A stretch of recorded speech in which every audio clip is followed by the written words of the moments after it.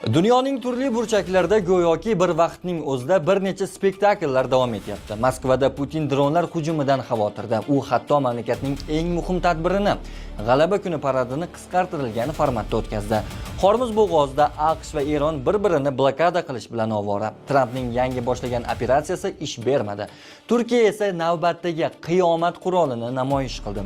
Vatikan va Oq uy o'rtasidagi g'alati sovuq urushni yakunlash Marko Rubioning zimmasiga tushdi. Atlantika okeanida paydo bo'lgan virus esa tobora xavfli tus olyapti. Bugun ushbu videoda bir hafta ichida sodir bo'lgan eng muhim voqealar haqida gaplashamiz.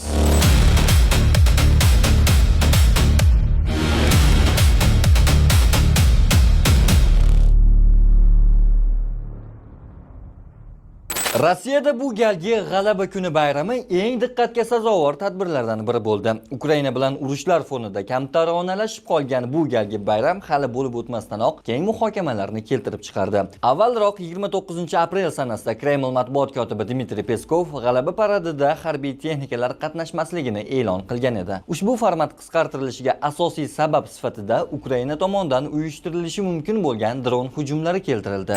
Речь идет об оперативной обстановке.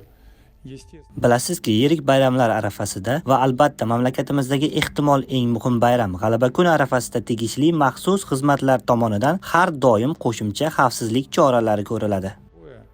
Сейчас пустился вовсю в террористическую активность. 2022-yilda Ukrainaga hujumlar qayta boshlanganidan beri yil sayin paradning harbiy hashamati kamayib borayotgan edi. 2023-yil 3-may kuni Kremldagi Senat gumbaziga dron hujumi amalga oshirilgandan keyin Rossiya tomoni tushundiki, urush yuzlab kilometr uzoqlikdagi front maydonlarida emas, naqd burnining ostida kechyapti. Garchi Ukraina tomoni tinch aholi ko'p bo'lgani tufayli bayram vaqtida hujumlar uyushtirmasligini e'lon qilgan bo'lsa-da, Kreml xavfsizlikka e'tiborni kuchaytirishda davom etdi. Hujum oldini olish maqsadida Rossiya Federatsiyasi Mudofaa vazirligi Ukraina bilan urushda 8 va 9 may kunlari G'alaba kuni munosabati bilan bir tomonlama o't ochishni to'xtatish rejimi joriy etilishini ma'lum qildi. Vazirlik bayonotida aytilishicha, Rossiya qurolli kuchlari bayram tadbirlari xavfsizligini ta'minlash uchun barcha zarur choralarni ko'rdi. Moskva shuningdek Ukraina tomoni ham ushbu tashabbusga qo'shilishiga umid bildirgan. Ukraina prezidenti Vladimir Zelenskiy esa qisqa muddatli pauzalar urushga yakun emasligini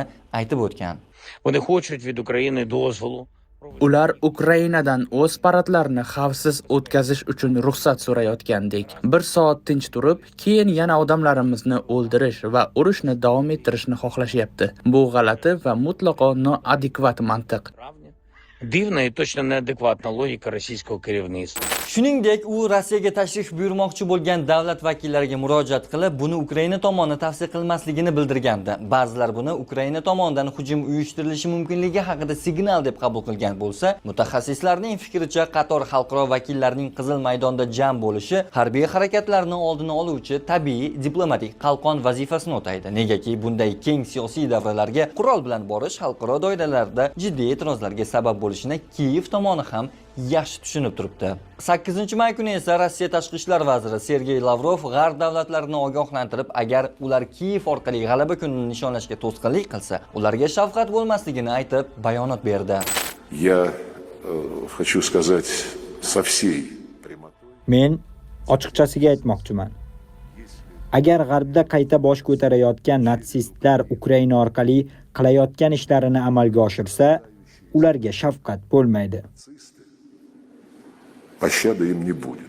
Oradan ko'p vaqt o'tmay, urushlarni tugatishni sevuvchi urushqoq Tramp Rossiya va Ukraina o'rtasida 3 kunlik sulh tuzilganini e'lon qildi. O'zi